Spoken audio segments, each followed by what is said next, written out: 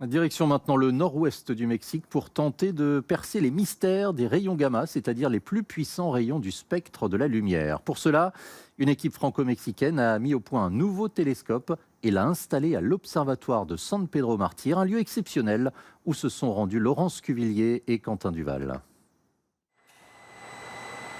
Un discret bruit de moteur dans le silence de la Sierra.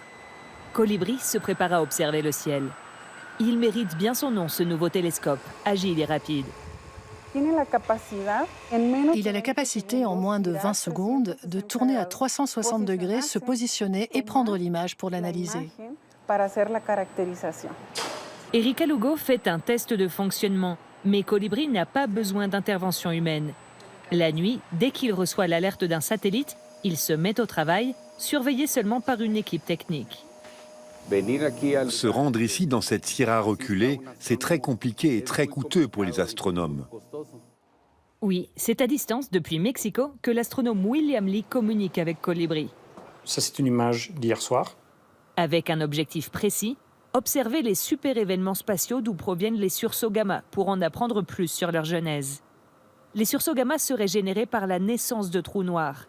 La décompression rapide de matière riche en neutrons qui en résulte est à l'origine de certains éléments dans l'univers, comme le platine et l'or. On appelle ça des sursauts parce que c'est des explosions très très courtes, fractions de secondes, quelques secondes. Et en quelques secondes, l'explosion libère autant d'énergie que le Soleil dans toute sa vie. C'est très très puissant, c'est très court, et donc on peut les voir très loin. Lors de ces événements, de la lumière est libérée sous forme de rayons gamma, puis de rayons X, puis de lumière visible. En fait, toute la gamme de lumière à différentes fréquences.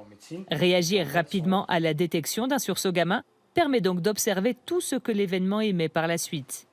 Il n'y a presque pas d'observation de l'évolution des événements juste après l'alerte, dans les premières secondes. La plupart des télescopes répondent en 1 minute ou plus. L'observation de super-événements aide à compléter la cartographie du ciel. Ils donnent un coup de projecteur sur certaines galaxies très lointaines.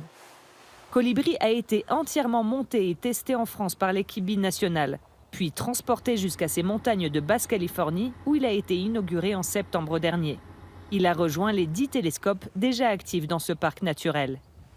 San Pedro Martyr est l'un des 4 meilleurs endroits pour faire de l'observation astronomique, après Hawaï, les Canaries et le Chili.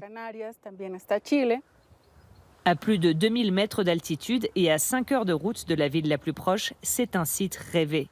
Avec Colibri, les astronomes espèrent pouvoir observer environ 50 super-événements spatiaux par an pour continuer d'écrire l'histoire de l'univers.